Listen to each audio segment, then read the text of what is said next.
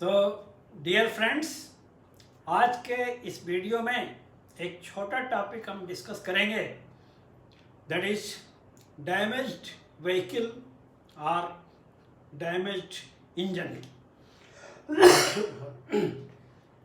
So means क्या meaning क्या है कि कोई भी खराब वाहन या कोई खराब इंजन है उसको ट्रेन में अटैच करना है तो क्या नियम है, what is the rule for attaching a damaged vehicle और damaged engine. Here first of all we should clearly understand that there is a difference in damaged engine and dead engine। नहीं तो कुछ लोग क्या है डेड इंजन और damaged engine में differentiate नहीं कर पाते, सो कंफ्यूजन होता है।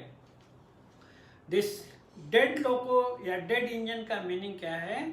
It is a working loco, only thing it is switched off.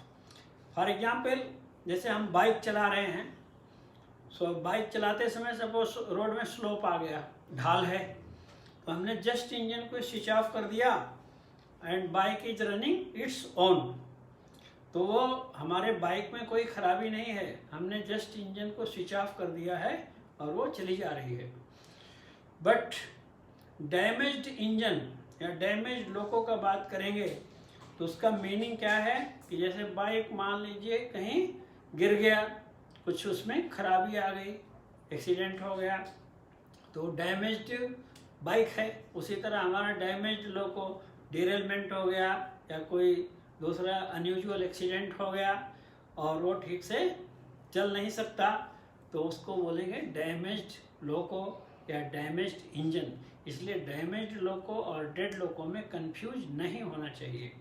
और डैमेज्ड व्हीकल का भी मीनिंग वही है, कोई वैगन डिरेलमेंट हुआ है या कुछ उसमें डैमेज हो गया है, means it can not run normally, normal speed में रन नहीं कर सकता, वो डैमेज्ड वैगन है या डैमेज्ड व्हीकल बोलते हैं। सो फर्स्ट ऑफ ऑल, यदि हमारे ट्रेन में अटैच करना है तो उसके लिए it is permitted only during daytime, that also in clear weather। दिन का समय ही होना चाहिए, night it is not permitted and weather should be clear, it should not be bad weather, stormy weather, tempestuous weather, not permitted। Number 1 point। Number 2 point, fit to run certificate should be available, that will be given by TXR staff और loco है तो mechanic, so that is SSC लोको।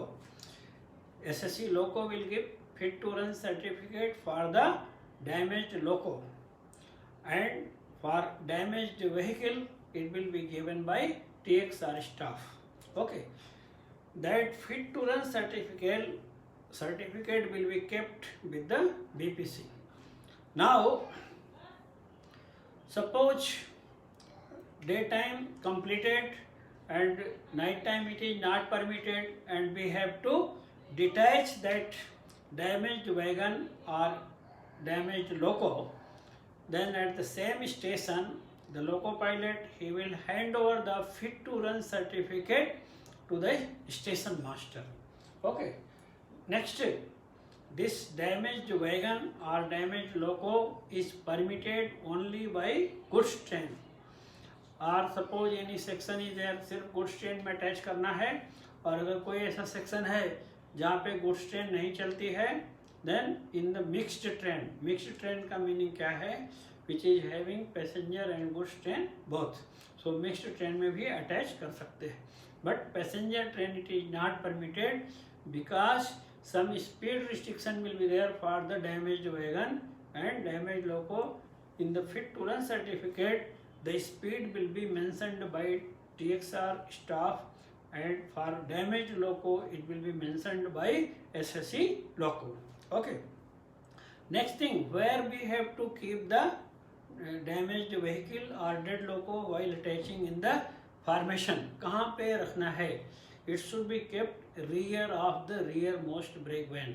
जो सबसे पीछे brake van है वहाँ पे उसको पीछे लगाना है, यानी रियर मोस्ट अटैच किया जाएगा. ओके, नेक्स्ट स्कॉट means suppose it is a damaged wagon, then one staff from TXR department, C&W department should accompany with the train, and if it is damaged loco, then also one escort is required to accompany, and the minimum should be assistant loco pilot.